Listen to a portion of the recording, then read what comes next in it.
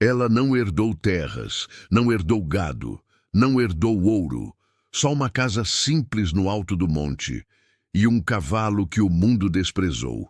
O que ninguém sabia é que esse desprezo custaria caro. Antes de continuar essa história, já deixa o like para apoiar o canal. E me conta aqui nos comentários, você acha que essa herança foi um castigo ou um começo? Antônio Ferreira da Silva morreu numa quinta-feira de março de 1847, vítima de uma febre que chegou rápida e levou tudo em 3 dias. Eu tinha 30 anos e, de repente, estava sozinha. No dia seguinte, os cunhados mandaram um recado. Era hora de resolver as coisas. Tinha testamento para ser lido. Joaquim, Carlos e Pedro chegaram à casa grande no meio da manhã, trazendo um homem magro de óculos, o tabelião. Os 3 entraram sem bater, como se a casa já fosse deles. Eu estava sentada na sala, no mesmo lugar onde Antônio costumava tomar café toda manhã. A casa parecia estranha agora, fria, vazia. Joaquim, o mais velho, sentou na cadeira principal sem pedir licença. Carlos e Pedro ficaram de pé, encostados na parede, de braços cruzados. Os 3 me olhavam com rostos fechados. Não era luto, era cálculo. O tabelião abriu uma pasta velha e tirou um papel com o selo de cera vermelha. Começou a ler com voz monótona, sem olhar para ninguém. As terras férteis do vale, onde o gado pastava gordo, onde brotava capim verde o ano todo, ficaram para Joaquim. Os armazéns de grãos e o moinho, que davam renda certa todos os meses, foram para Carlos. O dinheiro guardado, as joias da família e os cavalos de raça ficaram com Pedro. E para mim? O tabelião fez uma pausa. Depois continuou. Para Maria Isaura, viúva de Antônio Ferreira da Silva, fica a propriedade da casa de tábuas localizada no topo do Monte da Ventania e um cavalo. Pronto, era só isso. Uma casa velha que ninguém queria, isolada no topo de um monte varrido pelo vento. E um cavalo. Joaquim olhou para mim pela primeira vez desde que tinha entrado. Os olhos duros, sem piedade. Ao menos você não saiu de mãos vazias, disse ele. E um sorriso torto apareceu no canto da boca. Carlos soltou uma risada curta. Pedro olhou para o chão, mas também sorriu. Alguns segundos de silêncio, pesados, cruéis. Joaquim se levantou e ajeitou o chapéu. Você tem 5 dias para deixar a casa grande, disse ele, já caminhando em direção à porta. A gente precisa organizar as coisas. Entende, né? Eu entendi. Eles queriam me ver longe. Os 3 saíram sem olhar para trás. Fiquei ali sentada, sozinha, ouvindo o silêncio da casa que não era mais minha. Passei os 5 dias embalando o pouco que me pertencia. Roupas simples, uma panela de ferro, o xale que minha mãe me deu, um crucifixo de madeira. Cada objeto que eu guardava parecia pesar mais que o anterior. Aquela casa tinha sido minha vida nos últimos 7 anos. A janela da cozinha, onde eu via Antônio chegar do trabalho no fim da tarde. A mesa onde a gente comia junto. O quarto onde sonhamos com filhos que nunca vieram. Agora, tudo isso ia ficar para trás. No 5º dia, de manhã cedo, ouvi barulho de cascos vindo pela estrada. Olhei pela janela e vi os 3 cunhados se aproximando. Joaquim e Carlos vinham montados. Pedro vinha a pé puxando um animal pela corda. Saí para a varanda e o que vi me revirou o estômago. Era um cavalo velho, surrado, magro. As costelas apareciam embaixo do pelo sem brilho. O pescoço caído, as patas trêmulas. Tinha marcas de chicote nas costas, cicatrizes antigas que nunca tinham sarado direito. Pedro parou na minha frente e empurrou o cavalo na minha direção. O bicho tropeçou e quase caiu. Esse aqui é seu, disse Pedro, jogando a corda no chão. Joaquim, ainda montado no alazão dele, forte, lustroso, bem tratado, olhou para mim de cima. Ao menos você não saiu de mãos vazias, repetiu, e o sorriso torto durou mais tempo agora. Alguns homens que estavam por ali ajudando com a mudança riram. Um deles cuspiu no chão. Joaquim puxou as rédeas e disparou, levantando poeira vermelha. Carlos foi atrás. Pedro subiu na garupa do cavalo do irmão e foram embora sem olhar para trás. Fiquei ali parada, segurando a corda, olhando para aquele animal que ninguém queria. Ele levantou a cabeça devagar e me olhou. Os olhos fundos, cansados, mas ainda vivos. Não havia medo, nem raiva, só cansaço. Eu entendi naquele momento. Nós dois tínhamos sido descartados, jogados fora, deixados com o que ninguém queria. Peguei meus poucos pertences, amarrei no lombo do cavalo e comecei a caminhar em direção ao monte. A subida até o monte foi lenta, muito lenta. O sol já estava alto quando comecei a caminhar e o calor batia forte nas costas. A estrada era de terra vermelha, cheia de pedras soltas e buracos. Cada passo levantava poeira que grudava na pele, na roupa, na garganta. O cavalo vinha atrás de mim, puxado pela corda. Eu esperava que ele empacasse, que parasse no meio do caminho, que desistisse. Mas não, ele continuava, devagar, arrastando as patas, o pescoço caído, mas sem parar. Não era bonito, não era rápido, mas não recuava. A cada passo que eu dava montanha acima, a vila lá embaixo ficava menor. As casas viravam pontos brancos. As pessoas, formiguinhas que se moviam devagar. O barulho da vida, vozes, carroças, cachorros latindo, ia sumindo até que só restava o vento. O Monte da Ventania era conhecido por todos na região, mas ninguém subia até lá. Diziam que era um lugar esquecido, amaldiçoado, onde o vento nunca parava e nada crescia direito. A terra era seca, pedregosa, sem sombra, não tinha rio por perto, não tinha árvores frondosas, só capim ralo, arbustos retorcidos e aquele vento constante que assobiava dia e noite. Levei quase 3 horas para chegar ao topo.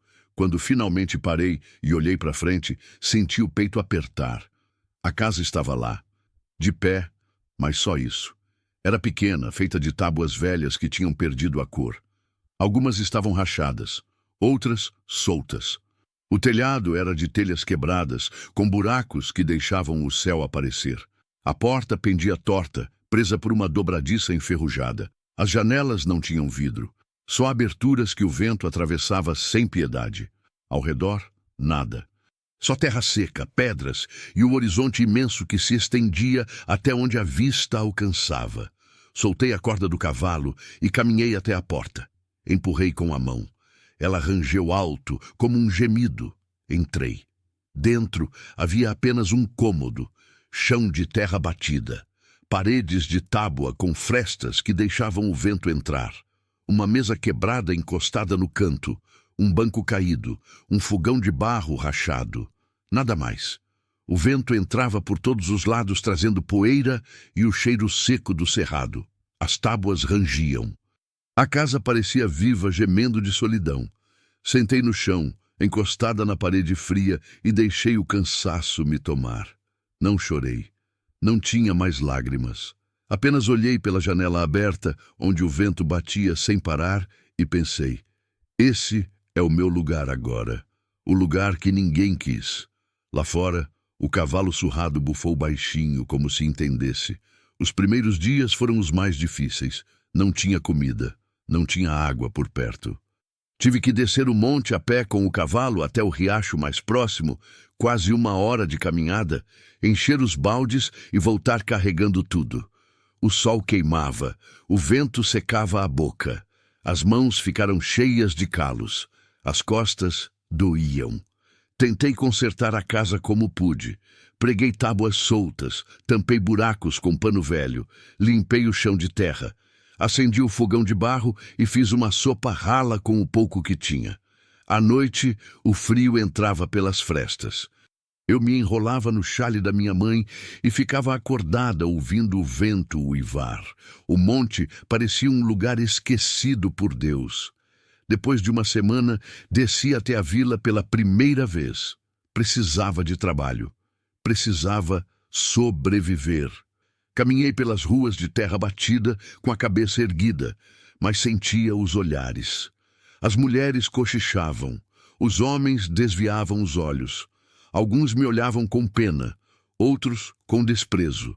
Entrei na venda e perguntei se tinha serviço. O dono, seu Tibúrcio, um homem gordo de bigode grisalho, me olhou de cima a baixo. Que tipo de serviço? Perguntou, a voz arrastada. Qualquer coisa. Lavar roupa, costurar, limpar. Ele coçou o queixo, pensativo. Olha, Maria Isaura, eu até tenho uns panos que precisam de costura, mas não posso pagar muito, não. Os tempos tão difíceis. Aceitei. Era melhor que nada. Passei a ir à vila 2 vezes por semana. Levava roupas para costurar, panos para lavar. Ganhava pouco. Muito pouco. Mas era o suficiente para comprar farinha, feijão, um pedaço de carne seca de vez em quando. Os olhares de pena nunca pararam. Foi num desses dias, depois de quase 1 mês no monte, que eu fiz o que jurei que nunca faria. Pedi trabalho aos cunhados. Desci até a fazenda deles, a fazenda que tinha sido minha, onde eu vivi com Antônio. O portão estava novo, pintado. Tudo estava mais bonito, mais organizado. Joaquim estava no curral, supervisionando os peões. Quando me viu chegar, franziu a testa. — O que você está fazendo aqui? Perguntou seco. Engoliu o orgulho, erguiu o queixo. Vim pedir trabalho. Sei costurar, sei cozinhar, sei cuidar de casa. Posso ajudar. Joaquim soltou uma risada curta. Chamou Carlos, que estava perto. — Você está ouvindo isso, Carlos? Ela quer trabalhar aqui. Carlos se aproximou, limpando as mãos no pano. Olhou para mim com aquele mesmo olhar frio do dia do testamento. — Maria Isaura, disse ele, devagar, você devia era refazer a vida, arrumar outro homem. Mulher sozinha não dá certo, não. Joaquim concordou com a cabeça. É isso mesmo, você é nova ainda. 30 anos, dá tempo de casar de novo, ter filho, essas coisas. A humilhação queimou mais que o sol do meio-dia. Virei as costas e saí dali sem dizer mais nada. Voltei para o monte com o coração endurecido. Não ia pedir mais nada, não ia esperar piedade. Ia sobreviver sozinha do jeito que desse. O cavalo surrado me esperava amarrado no poste torto. Quando me viu chegar, levantou a cabeça e me olhou com aqueles olhos cansados. Pela primeira vez, desde que tudo tinha acontecido, senti algo parecido com gratidão. Aquele cavalo rejeitado, surrado, que ninguém queria, era a única companhia constante que eu tinha, e ao contrário das pessoas, ele nunca me abandonou. Os meses foram passando devagar, pesados como pedra. Eu costurava durante o dia, lavava roupa quando tinha, subia e descia o monte carregando água. A rotina era dura, repetida, sem surpresas. Acordava com o sol, trabalhava até as mãos doerem, comia pouco, dormia mal. O monte continuava isolado, ventoso, solitário. Mas tinha uma coisa que mudou, o cavalo. No começo, eu o via apenas como mais um fardo, mais uma boca para alimentar, mais um peso para carregar. Mas com o tempo, percebi que ele era diferente. Não era bonito, não era rápido, mas era firme. Toda manhã, quando eu saía para buscar água, ele vinha comigo sem reclamar. Carregava os baldes pendurados no lombo, descia e subia o monte sem parar. Nunca empacava, nunca recuava. Mesmo velho, mesmo surrado, ele continuava. Comecei a tratá-lo melhor. Dei-lhe um nome, Trovão. Não porque fosse forte ou imponente, mas porque, assim como o trovão anuncia a tempestade, ele tinha chegado na minha vida antes de tudo mudar. Cuidei das feridas antigas dele. Passei banha de porco nas cicatrizes. Dei-lhe capim fresco, água limpa. Aos poucos ele foi ganhando um pouco de peso. O pelo começou a brilhar de leve, o pescoço ficou menos caído, e foi aí que comecei a notar algo estranho. Toda vez que eu soltava Trovão no terreiro, ele ia até o mesmo lugar, sempre o mesmo ponto ao lado da casa, bem perto da parede de tábuas, e batia o casco no chão. No começo achei que era só coincidência. Cavalo tem mania, né? faz coisas sem sentido, mas ele repetia aquilo todos os dias, toda hora. Ia até lá, parava, olhava para o chão e batia o casco. 2, 3, 4 vezes. Depois ficava parado como se esperasse algo. Cheguei a pensar que tinha formiga ou cobra, mas não tinha nada. Só terra seca e pedra. Mesmo assim, trovão continuava. Insistente, teimoso. Eu não entendia. O inverno chegou no fim de maio e trouxe um frio que eu nunca tinha sentido antes. Lá embaixo, na vila, o frio já era forte, mas no alto do monte era brutal. O vento cortava a pele como faca. A noite gelava os ossos. Eu dormia enrolada em todos os panos que tinha, mas ainda acordava tremendo. A casa de tábuas não segurava o calor. As frestas deixavam o vento entrar livre e o chão de terra batida ficava gelado como pedra. Uma noite, acordei com o barulho de madeira rangendo, forte, contínuo. Levantei assustada e vi. O piso estava cedendo. As tábuas que sustentavam a base da casa estavam podres. O peso, o tempo, a umidade, tudo tinha corroído a madeira. Algumas vigas já tinham quebrado. Outras estavam prestes a desabar.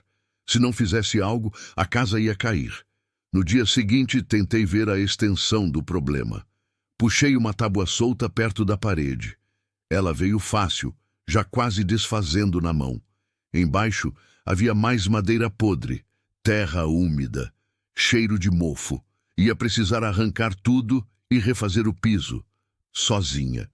Peguei a enxada velha que tinha encontrado num canto da casa e comecei a trabalhar. Suor e frio se misturavam. As mãos ficaram cheias de farpa. As costas doíam. Mas eu continuava. Não tinha escolha. Foi quando cheguei perto do ponto onde trovão sempre batia o casco.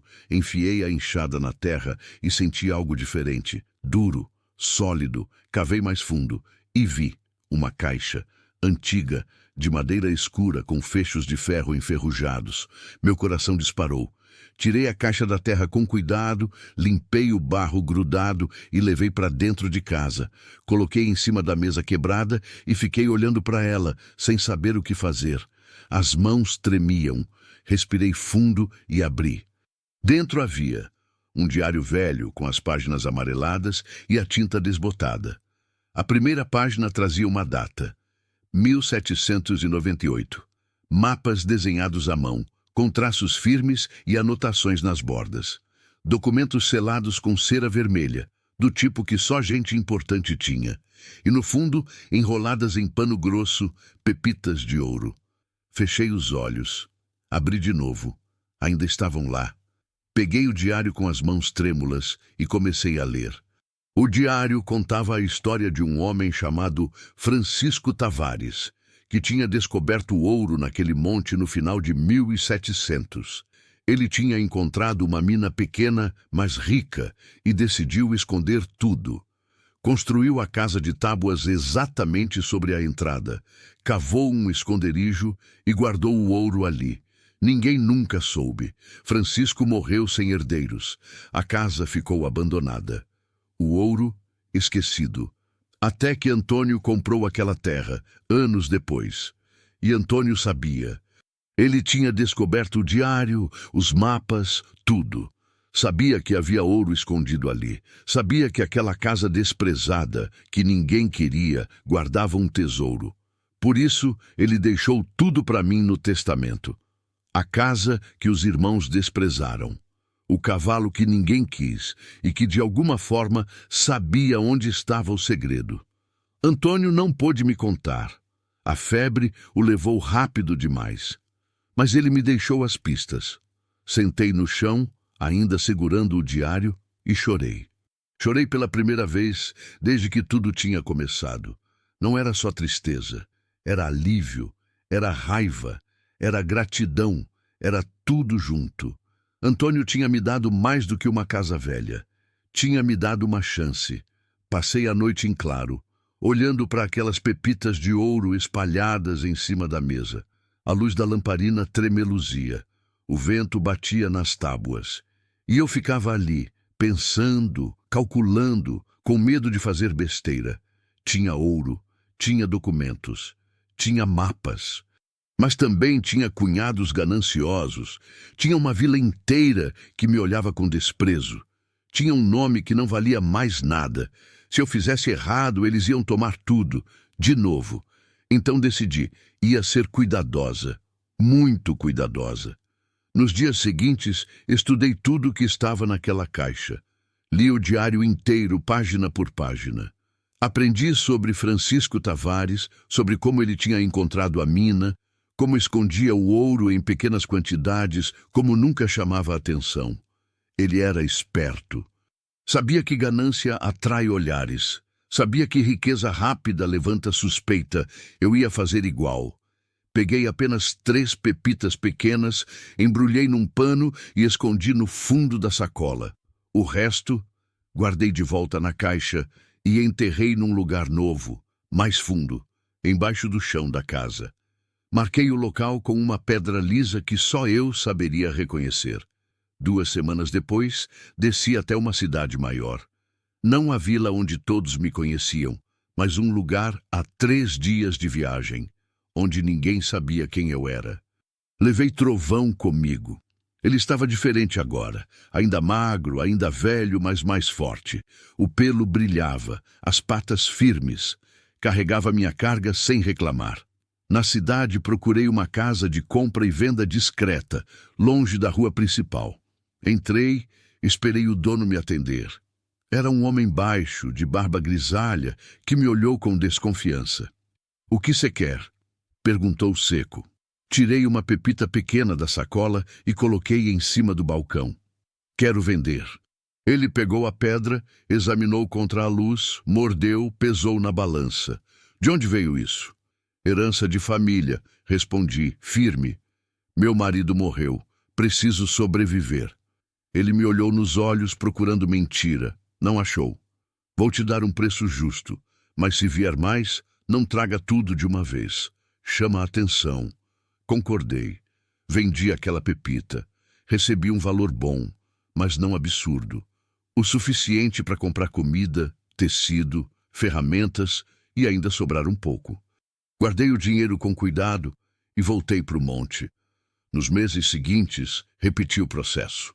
A cada 2, 3 meses, eu viajava para uma cidade diferente. Às vezes a mesma onde já tinha ido, mas esperando tempo suficiente para não levantar suspeita. Outras vezes, cidades novas, mais distantes. Vendia pouco, sempre pouco. Nunca chamava atenção. Na vila onde morava, continuei a mesma. Roupa simples, casa velha, trabalho de costura. Ninguém notou diferença. Mas por dentro, tudo estava mudando. Comecei a guardar dinheiro. Registrei documentos em cartório. A casa era minha, o terreno era meu, tudo estava em meu nome. Conversei com um advogado numa cidade distante, expliquei minha situação, paguei para ele verificar se os papéis do testamento estavam corretos. Estavam. Tudo legal. Tudo registrado. A casa do monte que os cunhados tinham desprezado era legalmente minha e eles não podiam fazer nada. Com o tempo consegui consertar a casa. Comprei tábuas novas, pregos, telhas. Contratei um carpinteiro discreto de outra vila para me ajudar. Paguei bem, mas pedi sigilo. Ele concordou. Refizemos o piso, tampamos os buracos, consertamos o telhado. A casa parou de ranger. O vento ainda entrava, mas menos. O frio ainda doía, mas era suportável. Comprei uma cama de verdade, um colchão de palha, panelas novas, um fogão melhor. Nada muito chamativo. Só o suficiente para viver com dignidade. Trovão também mudou.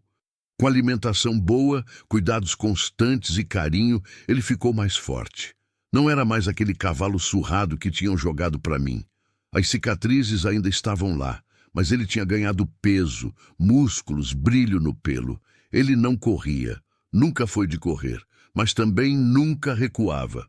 Eu conversava com ele enquanto a gente trabalhava. Contava meus planos, meus medos, minhas vitórias pequenas. Ele escutava, balançava a cabeça de vez em quando, como se entendesse. E de certa forma acho que entendia. 2 anos se passaram. Eu continuava subindo e descendo o monte, trabalhando, vendendo ouro aos poucos, guardando dinheiro, vivendo de forma simples. Ninguém na vila desconfiava. Os cunhados nunca mais tinham subido até minha casa. Para eles, eu era só a viúva pobre que tinha ficado com a casa velha. E era exatamente isso que eu queria que pensassem. Mas, por dentro, eu sabia a verdade.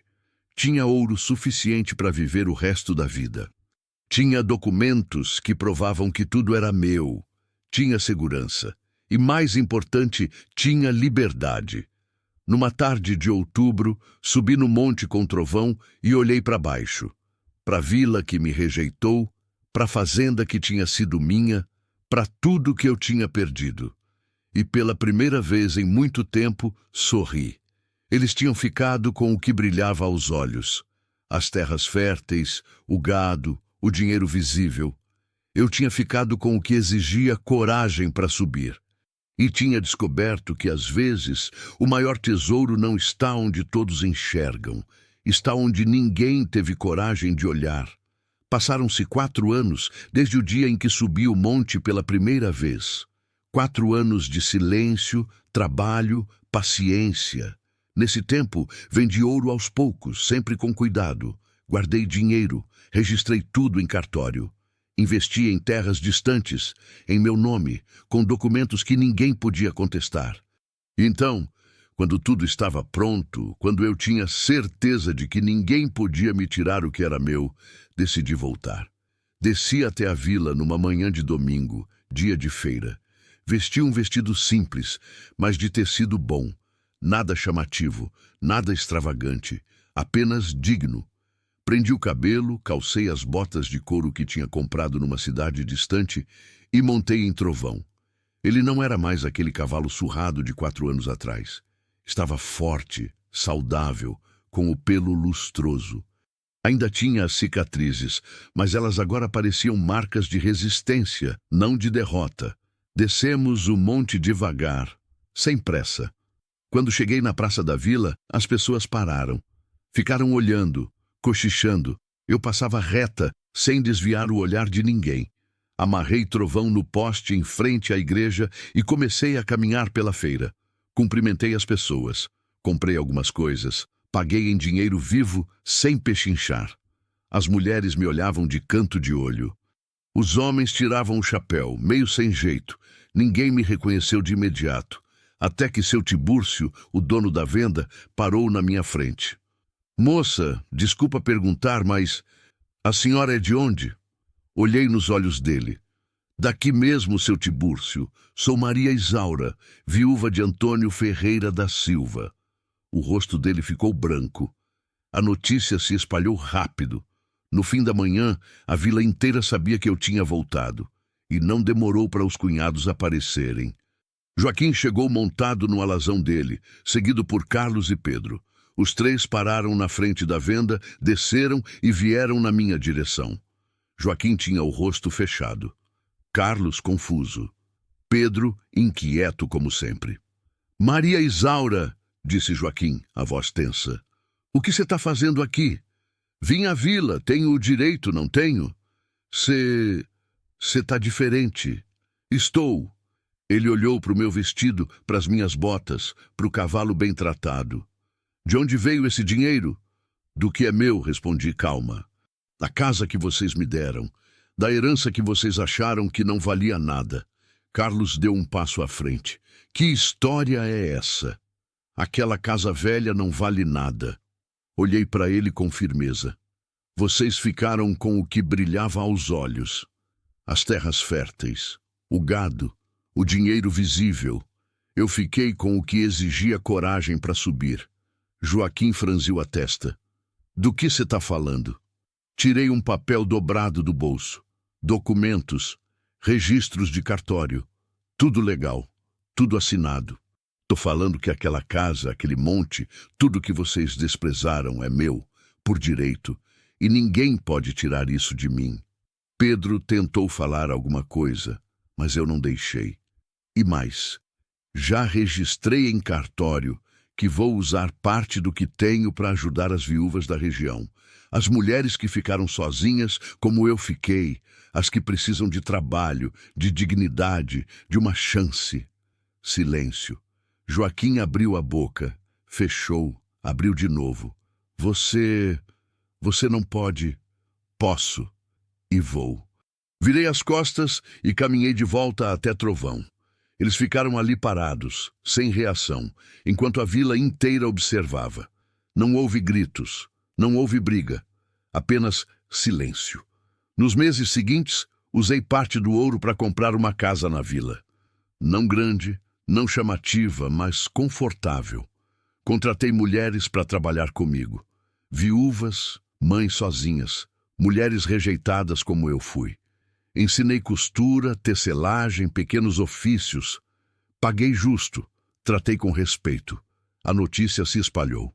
Outras mulheres vieram, de vilas vizinhas, de fazendas distantes. Criei uma pequena cooperativa. Nada muito grande, mas o suficiente para dar dignidade a quem precisava.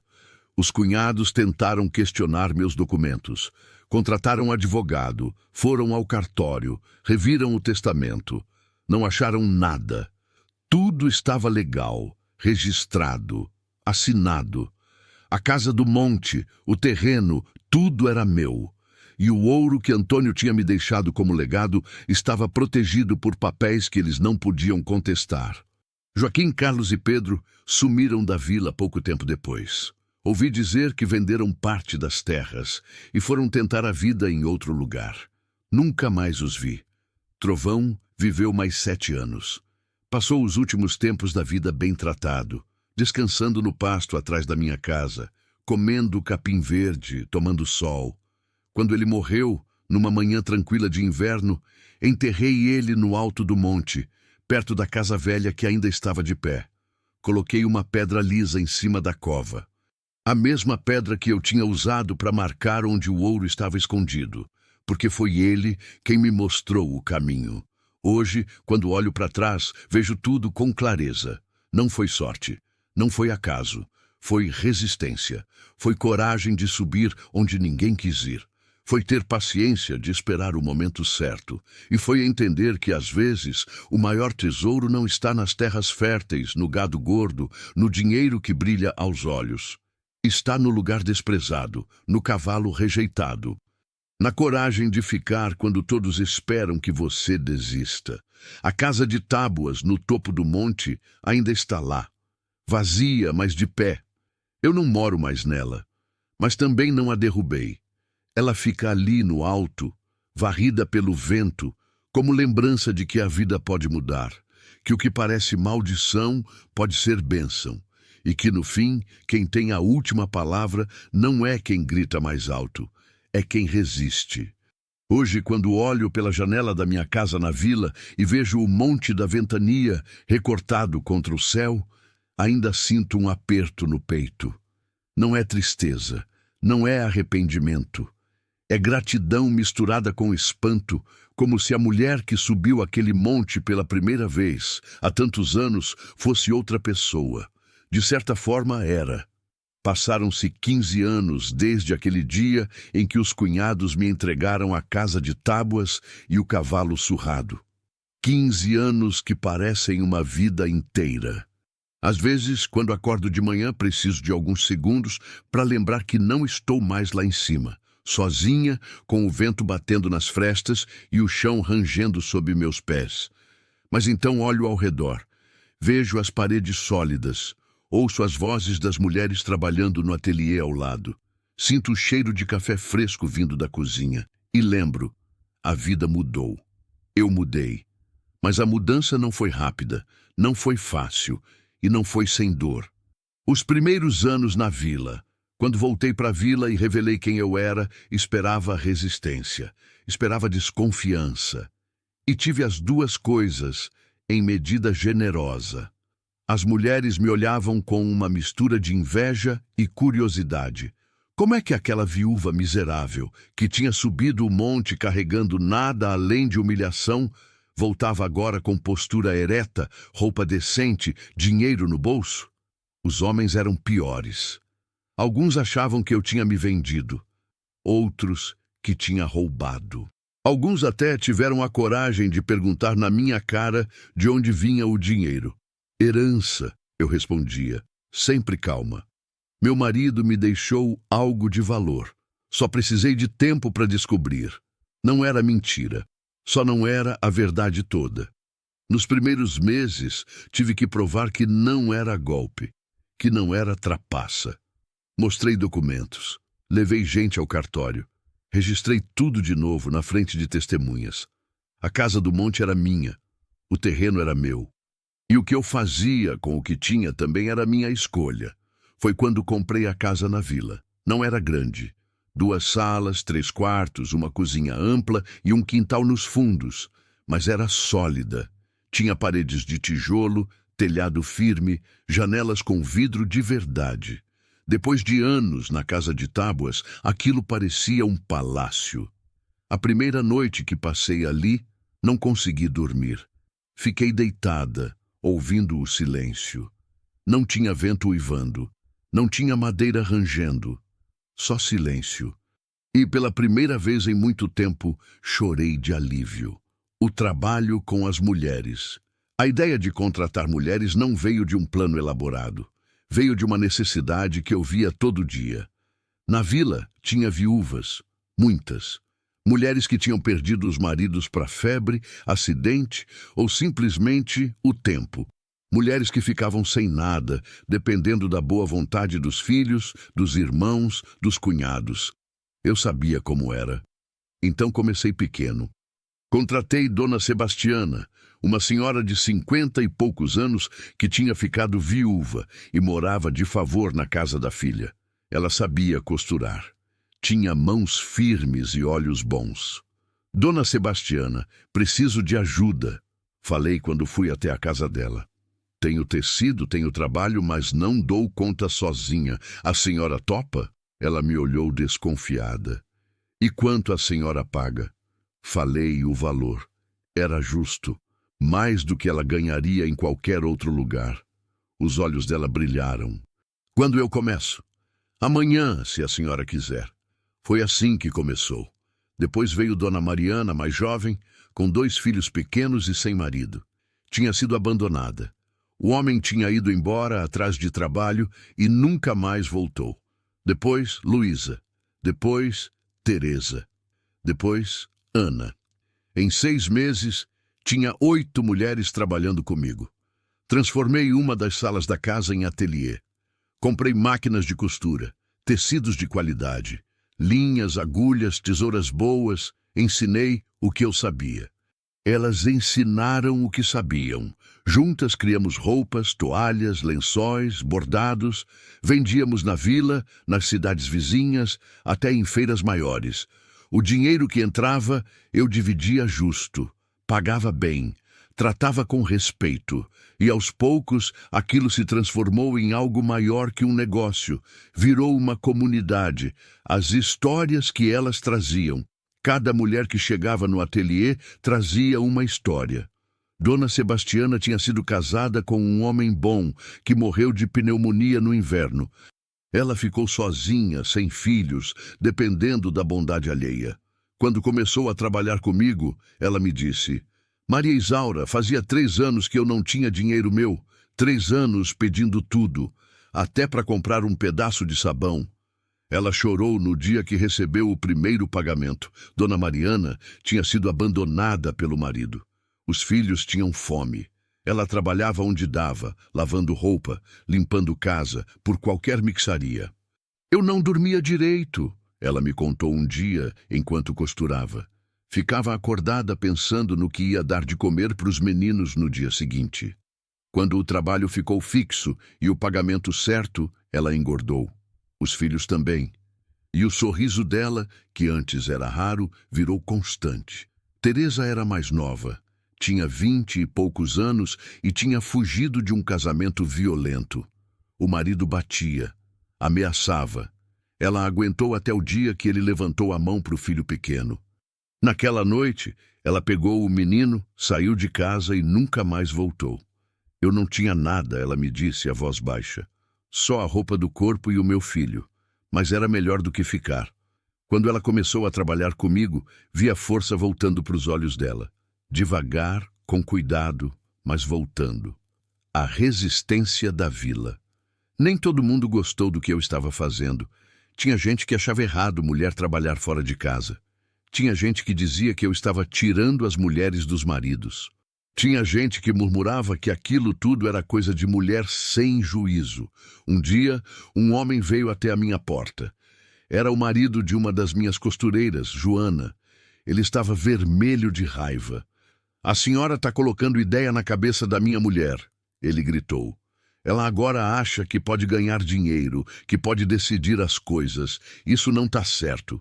Olhei para ele. Calma. "Joana trabalha bem, costura bem e recebe pelo trabalho dela. Não vejo problema nisso. O problema é que mulher tem que ficar em casa, cuidando dos filhos, cuidando do marido." "E ela cuida", respondi. "Mas também pode trabalhar. Uma coisa não impede a outra." Ele cuspiu no chão e foi embora, resmungando. No dia seguinte, Joana apareceu com o olho roxo.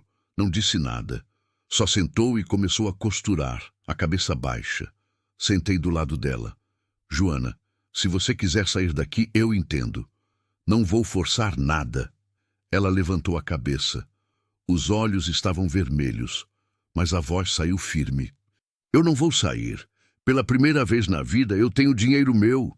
Eu posso comprar as coisas para os meus filhos sem pedir. Eu não vou desistir disso." Segurei a mão dela. "Então você fica. E se ele vier aqui de novo, eu lido com ele." Ele nunca mais voltou. Mas Joana continuou. E com o tempo, o marido dela entendeu que não ia mudar nada. Ele parou de reclamar. E de vez em quando, até reconhecia que o dinheiro dela ajudava a família. Pequenas vitórias. O reencontro com o passado. Foi num dia de outubro, quase 6 anos depois do meu retorno, que encontrei Joaquim de novo. Eu estava na feira, comprando tecido, quando o vi do outro lado da praça. Ele estava mais velho, mais magro. O rosto curtido pelo sol, os ombros curvados. Nossos olhos se encontraram. Ele hesitou. Por um momento, achei que ia virar as costas e ir embora. Mas não foi isso que aconteceu. Ele veio até mim. Parou a uns 2 metros de distância, o chapéu na mão. Maria Isaura. "Joaquim." Silêncio. Eu vim pedir desculpas. Não esperava aquilo." "Desculpas?" repeti. Ele assentiu, a voz baixa. "Pelo que a gente fez, pela forma que a gente te tratou. Foi errado, foi cruel." Fiquei em silêncio, só olhando para ele. "Eu perdi tudo", ele continuou. "As terras, o gado, o dinheiro, tudo. Fiz escolhas ruins, confiei em gente errada e perdi tudo. E agora eu sei como é ficar sem nada." Respirei fundo. "Joaquim, eu não vou mentir e dizer que não sofri. Sofri. Muito. Houve noites que eu pensei que não ia aguentar, que ia desistir, mas não desisti. E hoje, olhando para trás, eu agradeço." Ele franziu a testa. "Agradece?" "Agradeço porque aquilo me fez forte. Me fez descobrir quem eu realmente era. Se vocês tivessem me dado as terras boas, o dinheiro, o gado, eu nunca teria subido o monte. Nunca teria descoberto o que Antônio deixou para mim. E nunca teria me tornado quem eu sou hoje." Ele ficou em silêncio, processando. "Então, você me perdoa?" Pensei por um momento. Perdoar não é esquecer, Joaquim. Não é fingir que não doeu. Mas é deixar de carregar o peso. E sim, eu te perdoo. Não por você, por mim. Porque eu não quero viver com raiva. Os olhos dele ficaram úmidos. "Obrigado", ele sussurrou. E foi embora. Nunca mais o vi depois daquele dia. Trovão e a lição da resistência. Trovão viveu 7 anos depois que voltei para a vila. Foram anos bons. Ele não precisou mais carregar peso. Não precisou mais subir e descer o monte. Passou os dias pastando no quintal, tomando sol, descansando à sombra da mangueira. Eu visitava ele todo dia. Levava capim fresco, conversava, Passava a mão no pescoço dele, sentindo o pelo macio, as cicatrizes antigas que nunca tinham sumido completamente. Você salvou minha vida, eu dizia para ele. Sabia disso. Ele balançava a cabeça como se entendesse, e acho que entendia. Quando ele morreu, foi numa manhã tranquila de inverno. Eu tinha ido levar comida para ele e encontrei deitado no pasto, o corpo quieto, os olhos fechados. Não houve sofrimento, não houve dor. Ele simplesmente dormiu e não acordou mais.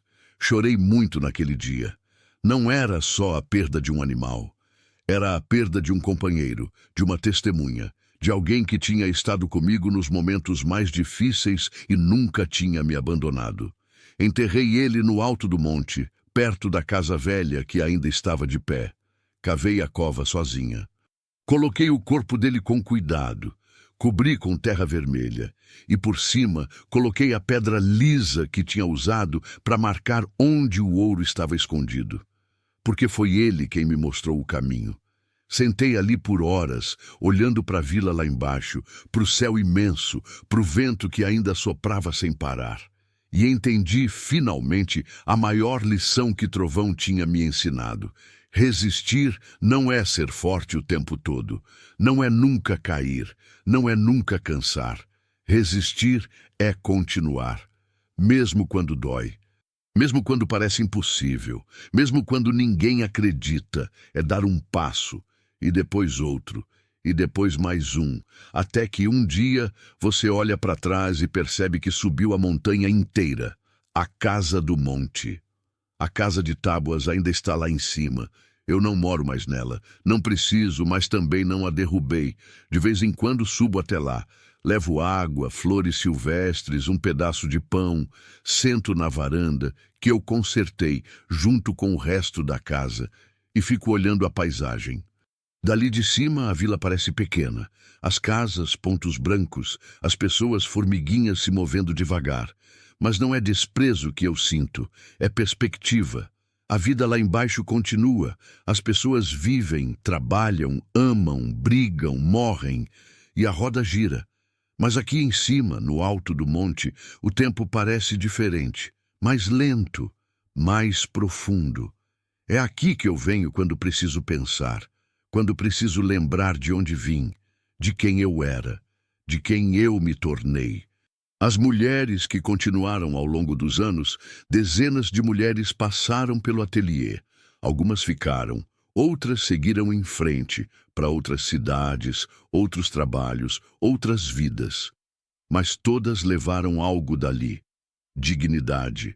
Dona Sebastiana trabalhou comigo até os 70 anos. Quando não conseguiu mais costurar, por causa da vista cansada e das mãos trêmulas, dei a ela uma pensão. Não era muito, mas era o suficiente para ela viver com conforto. Ela chorou quando eu disse que não precisava se preocupar. Maria Isaura, você é um anjo, ela disse. Não sou não, Dona Sebastiana. Sou só uma mulher que sabe como é não ter nada.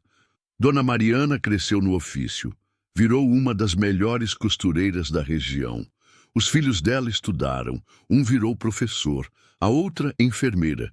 Quando ela morreu, já velha, deixou uma carta para mim. Dizia: obrigada por me ensinar que eu valia mais do que eu achava.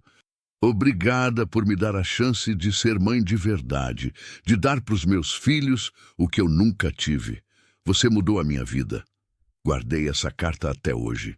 Teresa, a que tinha fugido do marido violento, casou de novo. Dessa vez com um homem bom, que tratava ela e o filho com carinho. Ela parou de trabalhar no ateliê quando o segundo filho nasceu, mas voltava sempre para visitar. Eu sou feliz, ela me disse um dia, e foi aqui que eu aprendi que eu merecia ser. O legado de Antônio.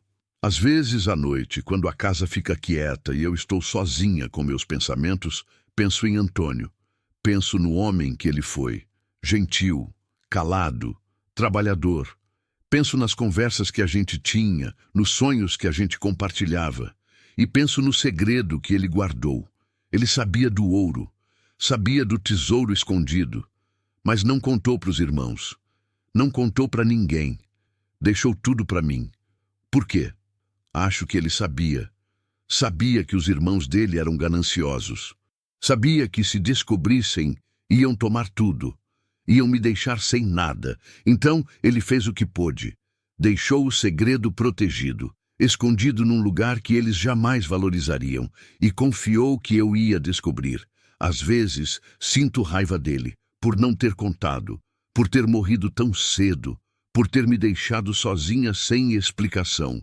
Mas, na maioria das vezes, sinto gratidão, porque ele me deu mais que ouro, me deu uma chance, e eu não desperdicei. A transformação da vila. Hoje, 15 anos depois, a vila mudou. Não muito. Ainda é pequena, ainda é interiorana, mas tem algo diferente no ar. Tem mais mulheres trabalhando, mais mulheres com dinheiro próprio, mais mulheres que não precisam pedir permissão para comprar um pedaço de pão. Não fui só eu. Outras pessoas também começaram a contratar mulheres. Outras oficinas surgiram, pequenos negócios. Mas gosto de pensar que eu plantei a semente, que mostrei que era possível. O que eu aprendi? Se tem algo que esses 15 anos me ensinaram, é isso. A vida não é justa. Não foi justo eu perder Antônio tão cedo. Não foi justo os cunhados me tratarem com desprezo. Não foi justo eu ser jogada no alto do monte com nada além de humilhação. Mas a vida também não é só sobre justiça. É sobre o que você faz com o que te dão. Eles me deram uma casa velha e um cavalo surrado. Eu transformei isso em liberdade. Os sonhos que ficaram. Tem uma coisa que nunca mudou. Eu nunca casei de novo. Teve gente que perguntou. Teve homem que se interessou. Mas nunca senti vontade. Não por fidelidade eterna a Antônio. Não por mágoa dos homens. Simplesmente porque descobri que eu não precisava. Passei tanto tempo da minha vida definida pelos homens ao meu redor, pai, marido, cunhados, que quando finalmente fiquei sozinha de verdade, descobri algo libertador. Eu era completa. Não precisava de ninguém para me definir, para me completar, para me dar propósito. Eu era suficiente. E isso, mais do que qualquer ouro, foi o maior tesouro que encontrei. O fim e o recomeço. Hoje, aos 45 anos, olho para trás e vejo a trilha que percorri. Foi longa, foi dura, foi cheia de pedras, buracos, subidas íngremes, mas valeu a pena. Olho para o ateliê cheio de mulheres trabalhando, rindo, conversando. Olho para as casas que ajudei a construir, para os filhos que ajudei a alimentar, para as vidas que ajudei a mudar. E penso, valeu a pena. Não fiquei rica. O ouro acabou há alguns anos, mas o suficiente ficou. Dignidade, propósito, paz. A casa do monte ainda está lá, no alto, varrida pelo vento. Trovão descansa em paz embaixo da pedra lisa. Antônio está enterrado na igreja, junto com os pais dele. E eu estou aqui, viva, inteira, livre, porque no fim, a maior lição que aprendi foi essa. O tesouro não estava no ouro, estava na coragem de subir, na força de resistir e na escolha de não desistir. Às vezes, quando o vento sopra forte e eu fecho os olhos, quase consigo ouvir o relincho de trovão, o rangido das tábuas da casa velha, a voz de Antônio me chamando, e sorrio, porque sei que eles ainda estão comigo, não fisicamente, mas no que eu me tornei. E isso, mais do que qualquer herança, é eterno.